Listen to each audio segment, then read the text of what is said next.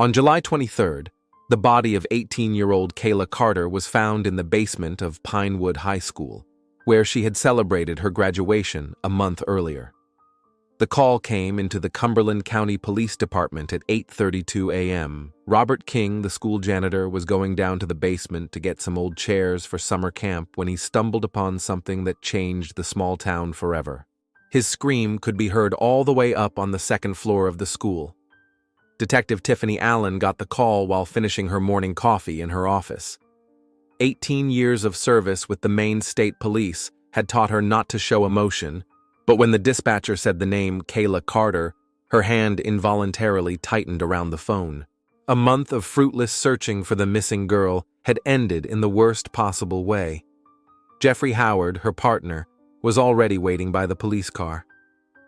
The 38-year-old detective had been working with Tiffany for the past 5 years, and she knew he was thinking the same thing she was, about Kayla's parents, who called the station every day hoping for good news, about the search parties combing the woods around the city, about the fact that the girl had been just a few hundred meters from where she was last seen all this time.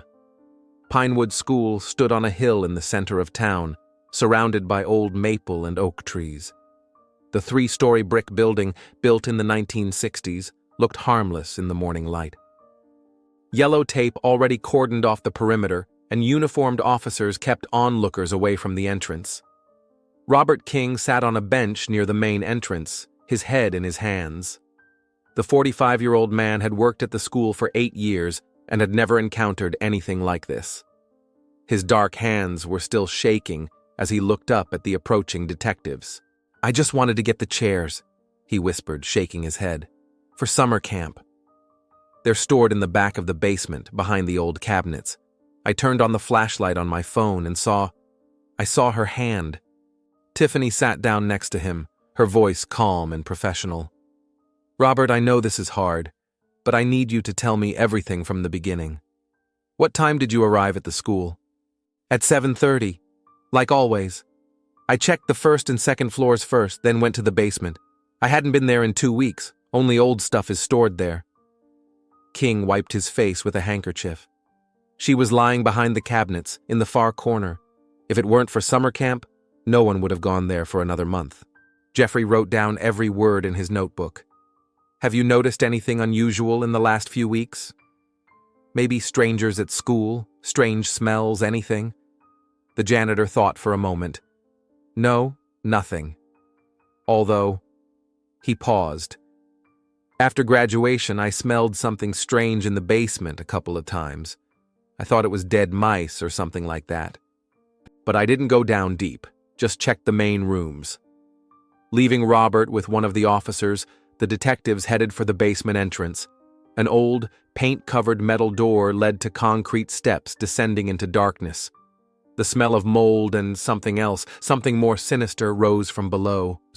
Forensic technicians were already working at the scene. Bright spotlights transformed the gloomy basement into something resembling an operating room. Behind a row of old wooden cabinets, in a corner where cobwebs hung thickly from the ceiling, lay Kayla Carter.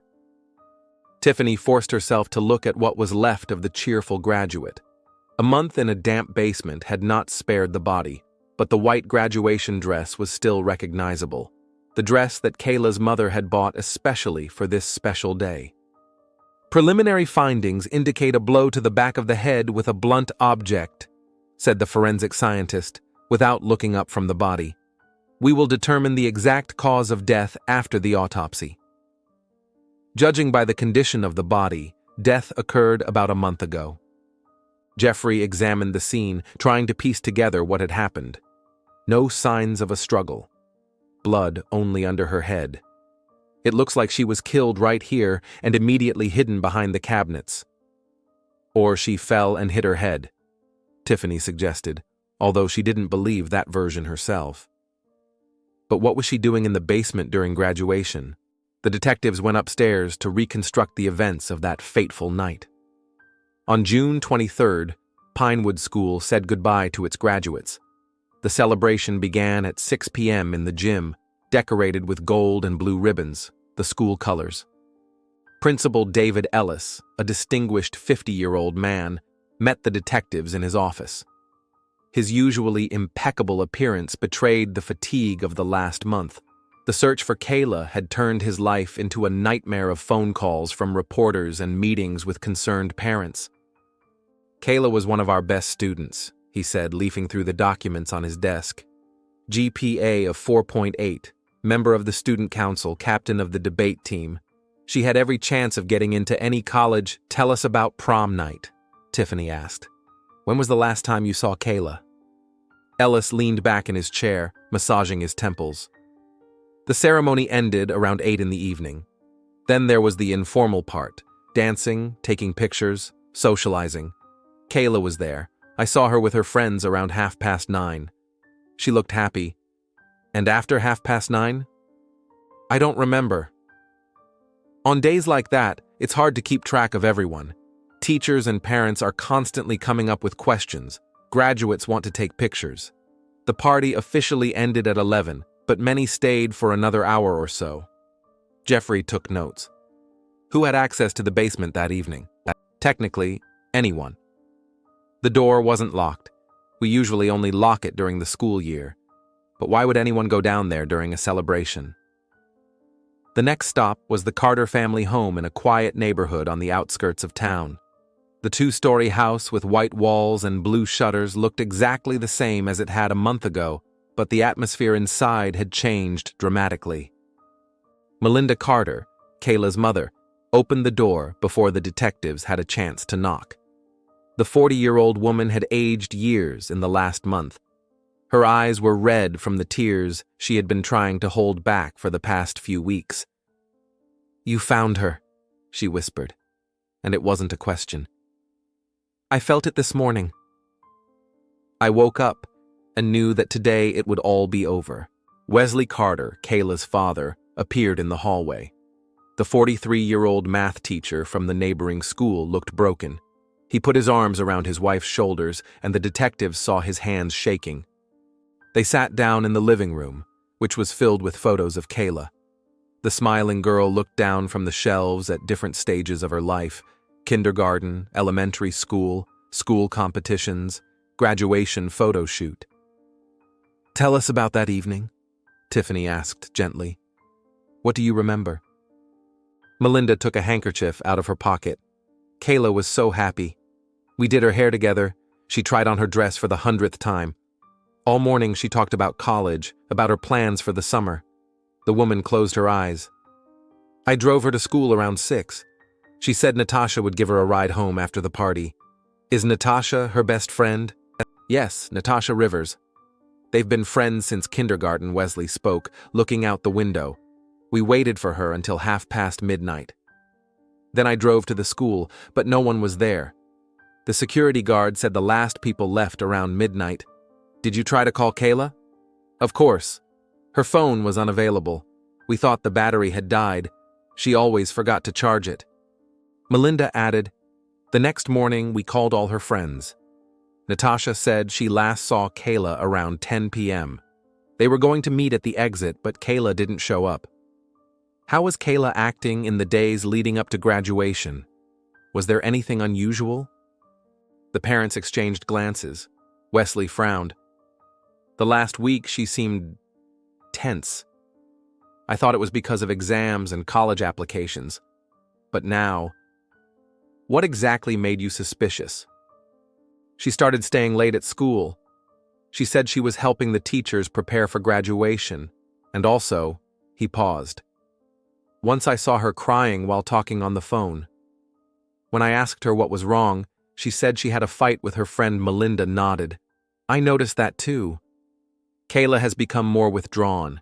She used to tell me everything, but lately she only answers questions." "Did she have problems at school? Conflicts with classmates or teachers?" "No, on the contrary. All the teachers loved her. Her grades were excellent. The only thing..." Wesley paused.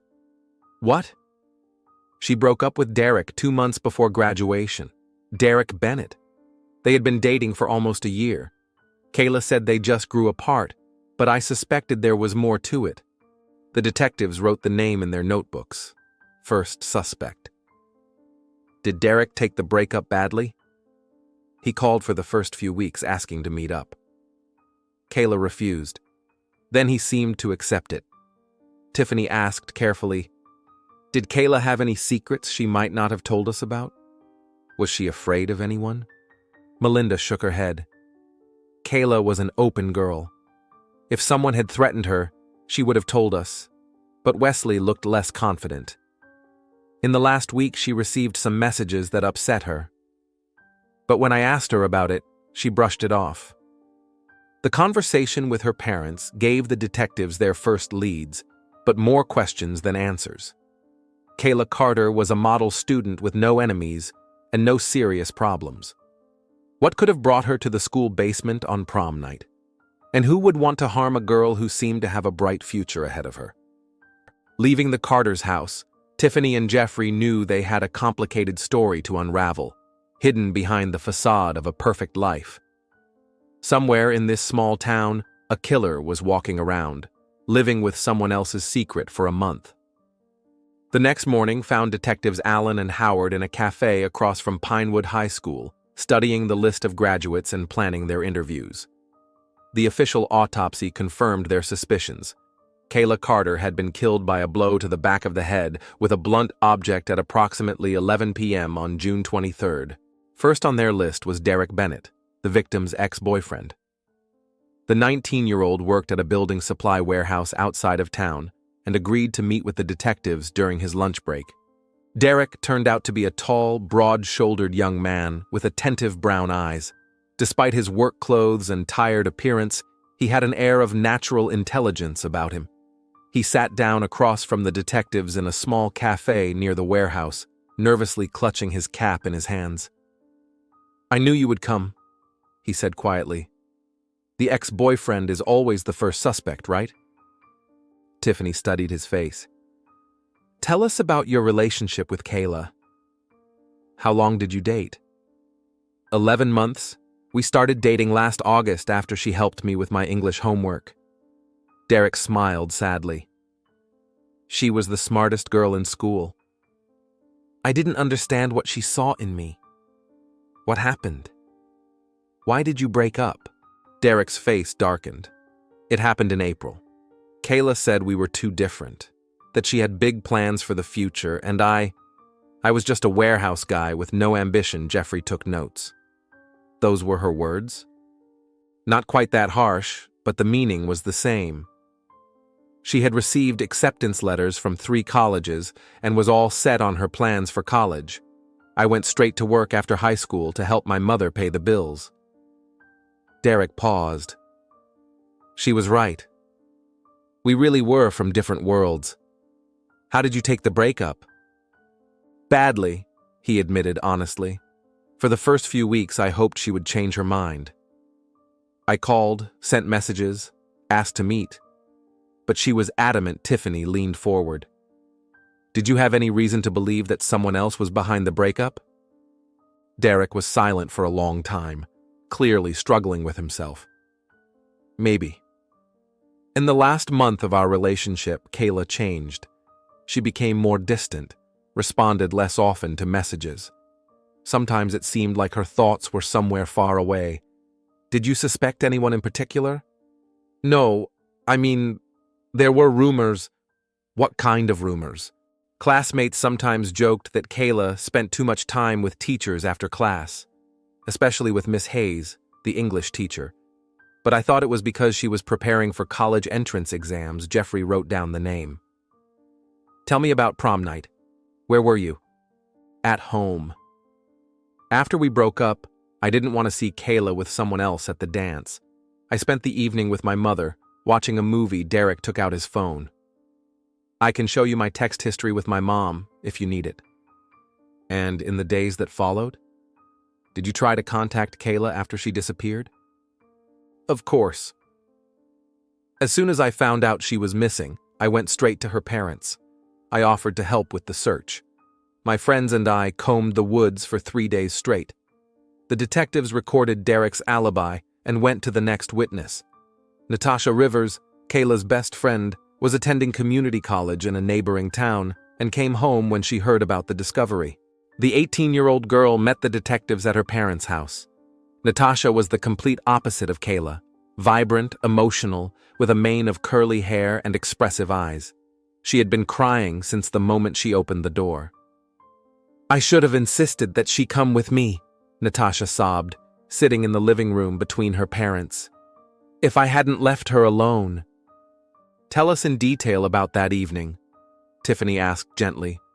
"When did you last see Kayla?" Natasha wiped her eyes. "We came to the prom together.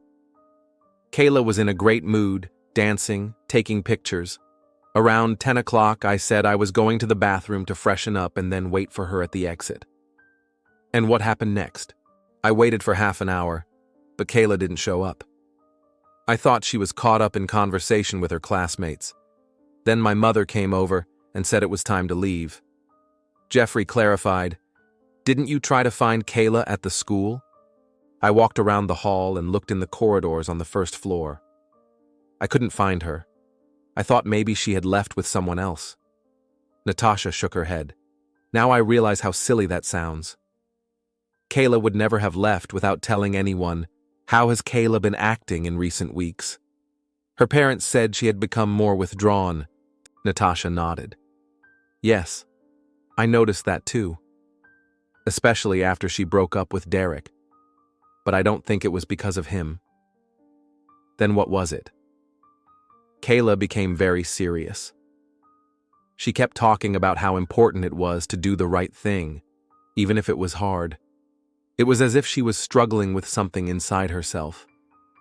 Tiffany leaned forward. "Did she talk about what was bothering her?" "Not directly. But once, about 2 weeks before graduation, she said something strange. We were walking home from school, and she suddenly said, 'Natasha, what would you do if you found out something bad about someone you respect?'" The detectives exchanged glances. "Did you ask what she meant?" "Of course. But Kayla said it was just a hypothetical question. I didn't press her." Natasha paused. "Now I regret that." "Did she mention any of her teachers? Or any of her classmates?" "No, but—" Natasha hesitated. "She often stayed after school in recent weeks. She said she was helping with the yearbook, but I knew the yearbook was finished in May. Who could she have been staying at school with?" "I'm not sure. But Miss Hayes, her English teacher, always left late too. Kayla often talked about her, how Miss Hayes helped her with her college essays and gave her extra reading material." Jeffrey wrote down every word. "Did Kayla like Miss Hayes?" "Very much. She said that Miss Hayes understood her like no one else, that she wasn't just a teacher, but a mentor and friend." "Did she single out anyone else on the school staff?" Natasha thought for a moment. "Mr. Ellis, the principal, was also very fond of her. Kayla was on the school board, and they often talked about events, but it was purely business." After talking to Natasha, the detectives returned to the school to check the staff's alibis. Robert King, the janitor who found the body, gave his account of the events of prom night. "I worked until midnight," he explained, sitting in the staff room. "My job is to keep order during events. I walked the hallways, making sure the kids didn't go where they weren't supposed to." "Do you remember if anyone went down to the basement that evening?" Tiffany asked. Robert shook his head. "The basement door was open, but I didn't see anyone go down there. Although it's hard to keep track of everything in such a busy atmosphere." "And after midnight?" "I helped clean up the gym and checked that all the windows and doors were locked, except for the main entrance. I left around 1 a.m. Mr. Ellis stayed behind to see off the last guests. Director David Ellis confirmed the guard's words. I was the last to leave, around 1:30 in the morning. Several parents stayed behind to help clean up the decorations." "Did you see Kayla after 9:30? Ellis frowned, clearly trying to remember. "To be honest, I don't remember. After the official part was over, I had a lot to do, taking pictures with the graduates, talking to parents. The evening passed in a blur. What about the other teachers? Who else stayed late? Miss Hayes helped with the decorations. Mr. Palmer, the history teacher, stayed until the end. Several other teachers stayed late as well. Jeffrey clarified, Miss Hayes was there until the very end? Yes, she was one of the last to leave. She's a very responsible employee. The next step was to talk to Selina Hayes herself. The 35-year-old English teacher met the detectives in her office after school. Selina was an attractive woman of medium height, with neatly styled hair and attentive eyes behind fashionable glasses. Kayla was one of my best students, she said, sitting down at her desk. A talented writer, a deep thinker. Her death is a tragedy for all of us. Tell us about your relationship with Kayla, Tiffany asked. Purely professional, of course. Although I did help her prepare her college application essay.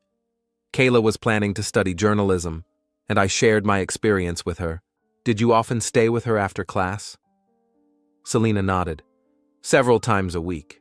We worked on her portfolio and discussed literature. Kayla was a very motivated student. Jeffrey noticed how she nervously shuffled the papers on the table. How was Kayla behaving during her last weeks of school? Was there anything unusual? She seemed troubled. But I chalked it up to stress before graduation and college admissions. Many students go through that during this period. Did she share her feelings with you? Selina hesitated. Sometimes. Kayla was a very principled girl. She once said that it's hard to live when you know the truth that can hurt other people. The detectives exchanged glances. Did she specify what truth she was referring to? No. I thought it had to do with her personal life, breaking up with a boyfriend or something like that. Tiffany watched the teacher's reaction. Tell us about prom night. What do you remember? A typical graduation? A beautiful ceremony, happy children, proud parents. Selina took off her glasses and wiped them. I helped with the organization, supervised the decorations, and took pictures with the graduates. When was the last time you saw Kayla? I don't remember exactly. Sometime in the middle of the evening, she was dancing with her classmates. Selina put her glasses back on. I was very busy and didn't keep track of individual students. Did you stay until the end of the party? Yes, I helped clean up. I was one of the last to leave around 1 in the morning. Jeffrey made a note. Did you go down to the basement that evening? The basement? Selina looked surprised. No. Why? There's only old stuff down there. What about the days after Kayla disappeared? No, I didn't. I had no reason to go down there. After talking to the teacher, the detectives got into the car to discuss the information they had gathered. Something's not right here, Tiffany said as she started the engine. Everyone says Kayla was troubled, but no one knows exactly what was bothering her. And everything points to her discovering some kind of secret, added Jeffrey. A secret that cost her her life. Miss Hayes seemed nervous to me.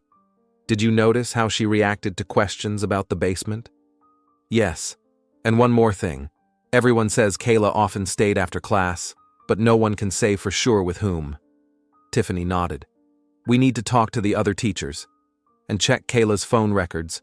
Maybe we'll find some answers there. The next morning, they met with Mr. Palmer, the history teacher, who had also been present at the graduation until the end. The 47-year-old man was the complete opposite of the elegant Miss Hayes, disheveled, wearing a wrinkled shirt, with coffee stains on his tie. Kayla was a good student, but not outstanding in history, he said, rummaging through the piles of papers on his desk. She was more interested in literature. Did you notice any changes in her behavior before graduation? To be honest, I didn't really pay attention to that. I have 130 students. It's hard to keep track of each one individually. And at the graduation? What do you remember? Palmer scratched his head. I was mostly standing by the punch bowl, making sure the kids didn't do anything stupid. I remember seeing Kayla at the beginning of the evening, but then I lost sight of her. Did you notice anything unusual in the behavior of your colleagues? Miss Hayes, for example? Selina? She's always very responsible. Although that evening she seemed more tense than usual, but graduation is a stressful time for everyone. In what sense tense? She responded sharply to harmless questions several times. I also saw her talking to Kayla in the hallway. The conversation looked serious. The detectives pricked up their ears. When was that? Around 9:30, I was going to the bathroom and saw them near the stairs. Selena was telling Kayla something, and Kayla was nodding, but she looked upset. Did you hear what they were talking about? No, I wasn't eavesdropping. But after that, I didn't see Kayla at the party anymore. This was the first clue linking Selena Hayes to Kayla's disappearance. The detectives decided to dig deeper into the teacher's past. A check revealed that Selena Hayes had worked at Pinewood School for 3 years. Before that, she had taught at a private school in Portland, which she had left due to family circumstances. There were no violations or complaints in her file. Tiffany contacted the administration of her previous school. The conversation was cautious, but informative. Miss Hayes was a competent teacher, said the former principal, but we had questions about professional boundaries. What do you mean? She got too close to her students. Nothing inappropriate, but the administration considered such relationships inappropriate. Did she have problems with her colleagues? A long pause. There were rumors of an affair with a married employee. We couldn't prove anything, but the atmosphere became tense. In the end, she submitted her resignation. This information shed new light on Selena Hayes' character.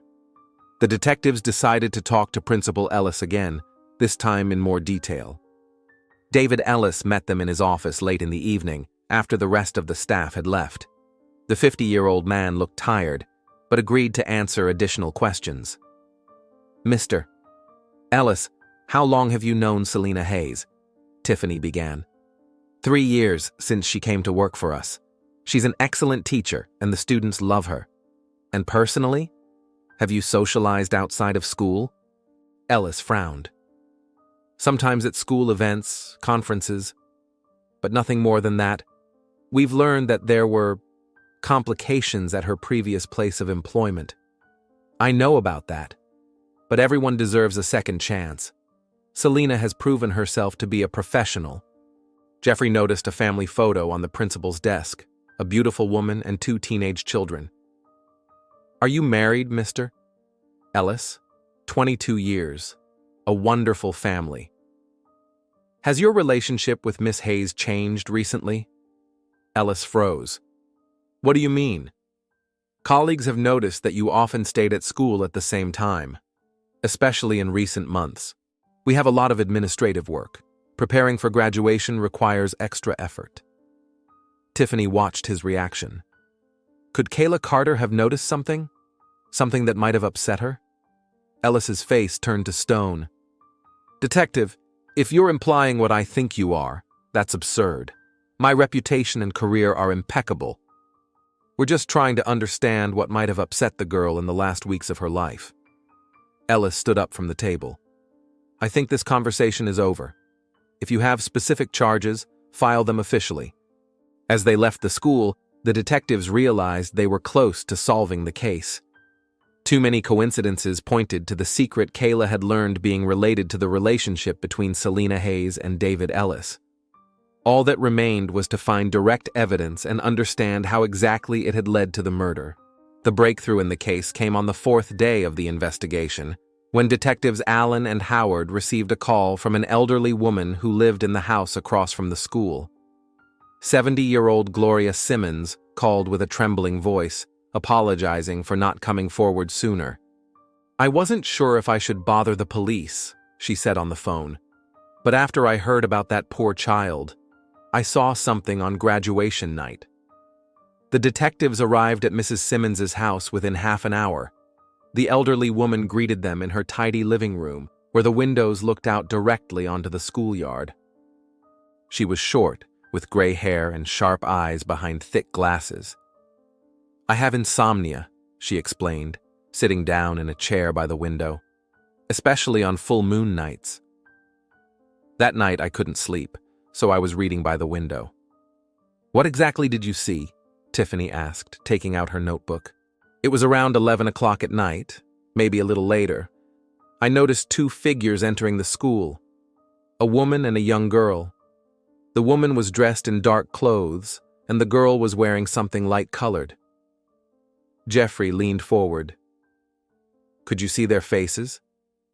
Not very well, but the girl was wearing a white dress, the kind they wear to prom, and the woman, she moved in a familiar way. I think she was one of the teachers. Why do you think that? Because of the way she walked. Teachers have a distinctive gait, you know, confident but unhurried, and she had keys. I saw her open the door. Tiffany wrote down every word. What happened next? They went into the school. I thought maybe they'd forgotten something after the holiday. But 20 minutes passed and the girl didn't come out. Only the woman came out. Alone? Yes. She looked agitated. She walked quickly to the car, looking back. It seemed strange to me. Can you describe the car? Mrs. Simmons took off her glasses and wiped them. Dark, small, maybe a sedan. I don't know anything about car brands, I'm sorry. What about the license plate? Oh no, I was too far away. But I remember the time. It was 11:43 on the clock. I remember because I thought it was late for school business. This testimony was exactly the missing link the detectives were looking for. Now they needed to find confirmation that the woman was Selena Hayes. They returned to the station and requested surveillance footage from nearby buildings. Unfortunately, Pinewood School did not have its own video surveillance system, but there were several cameras at a gas station 2 blocks away that faced the road. It took several hours to review the footage, but the effort paid off. At 11:52 p.m. on June 23rd, the camera captured a dark blue sedan driving past the gas station in the direction of the school. The quality of the recording did not allow them to see the driver, but the license plate was partially visible. A check revealed that the car belonged to Selena Hayes. Now we have a witness and circumstantial evidence, Tiffany said, studying the documents. But we need more solid evidence. Jeffrey nodded. We need to get a search warrant and try to find something that confirms our suspicions about the affair. While the warrant was being processed, the detectives decided to talk to Principal Ellis again. This time, they were more insistent. David Ellis met them in his office, clearly reluctant. The 50-year-old man looked exhausted with dark circles under his eyes. Mr. Ellis, we have a witness who saw Selena Hayes with Kayla Carter on the night of the murder, Tiffany began without preamble. The director's face paled. That's impossible. Selena left with the others. CCTV footage shows her car leaving the school grounds at almost midnight. After which, according to the witness, she entered the building with Kayla, but left alone. Ellis clenched his fists. I don't understand what you're getting at. Jeffrey took out his phone and showed a photo. We checked your phone records. Over the past 3 months, you and Miss Hayes exchanged more than 200 messages. Many of them were sent late at night or early in the morning. We were discussing work matters. At 2 in the morning? On weekends? Tiffany leaned forward. Mr. Ellis, we have enough evidence to get a warrant to seize your phones. You'd better tell the truth now. The director was silent for a long time, staring out the window. When he spoke, his voice sounded tired. It started in January. Selena was going through a divorce with her ex-husband, and I was having problems at home. We were just supporting each other. And it turned into an affair? Ellis nodded. We knew it was wrong, but we couldn't stop. Did Kayla find out? I don't know. I mean, he paused. Maybe. She's been looking at me strangely for the last few weeks, and once after class, I saw her watching Selena's office. Did you discuss this with Miss Hayes? I mentioned my suspicions. Selena said she would talk to Kayla, make sure the girl didn't suspect anything. The detectives exchanged glances. When was this conversation? The day before graduation. That was enough for a warrant.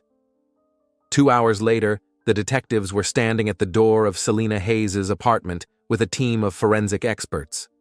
The 35-year-old teacher opened the door, and her face immediately revealed that she knew the game was over. "Miss Hayes, we have a search warrant," Tiffany said, handing her the documents. "And a few questions." Selena silently let them into the apartment. Her hands were shaking as she sat down on the sofa in the neatly furnished living room. The search didn't take long. Love letters from David Ellis and tickets from trips they had taken together were found in the bedroom. But the most important find was Kayla's cell phone, hidden in a box of winter clothes. "Selena," Tiffany said, sitting down across from her teacher, "we have a witness who saw you with Kayla on the night she died. We have security camera footage showing your car, and now we've found Kayla's phone in your apartment." Selena covered her face with her hands. When she lifted her head, tears were streaming down her cheeks. "I didn't mean to," she whispered. "I swear to you, I didn't mean for this to happen." "Tell us what happened that night." Selena wiped her eyes, her voice trembling. "Kayla knew about David and me. She saw us together after school, read our messages when I accidentally left my phone in class. For the last few weeks, she's been looking at me with such condemnation. And what did you decide to do?" "I thought I could talk to her."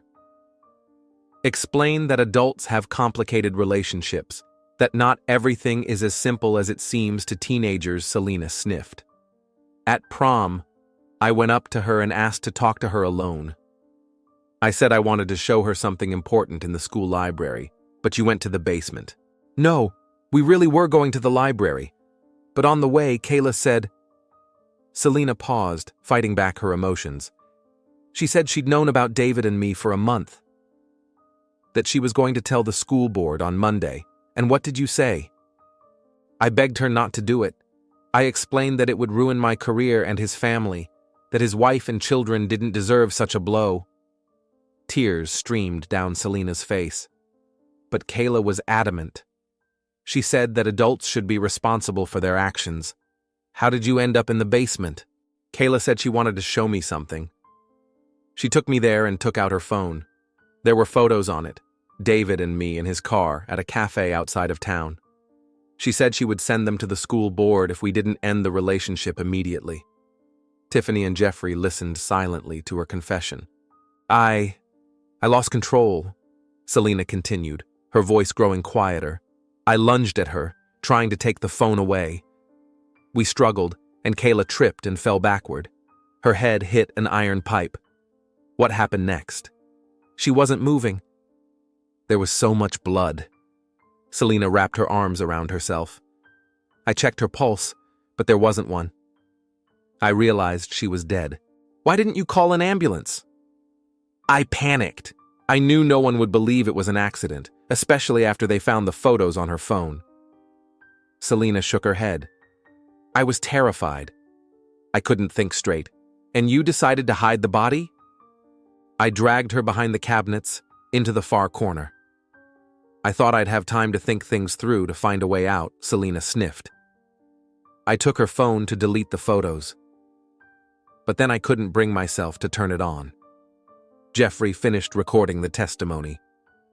"Selena Hayes, you are under arrest on suspicion of the murder of Kayla Carter." When the handcuffs clicked around Selena's wrists, she burst into tears. "I didn't mean to. It was an accident. Kayla was a good girl. She didn't deserve to die." "But you let her parents suffer for a month without knowing," Tiffany said sternly. "You let them hope their daughter was alive." Selena Hayes' arrest shook the entire town. The teacher, whom everyone respected, turned out to be a murderer. David Ellis resigned before the school board could even convene to dismiss him. Selena's trial began 4 months later. Her lawyer tried to prove that Kayla's death was an accident, but the jury didn't believe him. Too much time had passed between the girl's death and the discovery of her body. Too much effort had been spent covering up the evidence. Selena Hayes was found guilty of second-degree murder and sentenced to 25 years in prison. At the sentencing, she asked to speak and, sobbing, addressed Kayla's parents. "Forgive me." I know I don't deserve forgiveness, but I beg you, forgive me." Melinda and Wesley Carter sat in the front row, holding hands. They did not respond to their daughter's killer's pleas, but they did not show any malice either. Their faces expressed only endless sadness. David Ellis did not appear in court. After his resignation, he moved to another state with his family, who had struggled to survive the scandal. His wife filed for divorce, but the children supported their father, understanding that he was not involved in the murder. Natasha Rivers dropped out of college for a semester, unable to concentrate on her studies after the loss of her best friend. She often visited Kayla's grave with flowers and books, the books they had planned to read together. Derek Bennett took the death of his ex-girlfriend very hard. He blamed himself for not being able to protect the girl he loved. The young man left his hometown and moved to California to live with relatives, where he started a new life. Robert King, who found the body, still works at Pinewood School, but admits that every time he goes down to the basement, he remembers that terrible day. The school installed a video surveillance system and introduced strict rules for access to technical rooms. Detectives Tiffany Allen and Jeffrey Howard continue to work together. The Kayla Carter case has become one of the most difficult of their careers, not because of a lack of evidence, but because of the realization of how 1 minute of blind panic can destroy so many lives. A year after the tragedy, Pinewood School established the Kayla Carter Scholarship for talented students who dream of a career in journalism. The first recipient was Tyrone Foster, Kayla's classmate, who enrolled in the journalism program at the University of Maine. Melinda and Wesley Carter still live in the same house, but their daughter's room remains untouched. They founded a foundation to help families of missing children and regularly give lectures in schools on the importance of open communication between teenagers and adults. If Kayla had known she could come to us with any problem, if she hadn't felt she had to deal with adult issues on her own, she would be alive, Melinda says at these meetings. Children should not have to bear the burden of adult secrets. In the Cumberland County Police Archives, case number 2025-473 is marked as closed. But for everyone who knew Kayla Carter, this story will never end. She will live on in their memories as a reminder of the fragility of life and the cost of human error.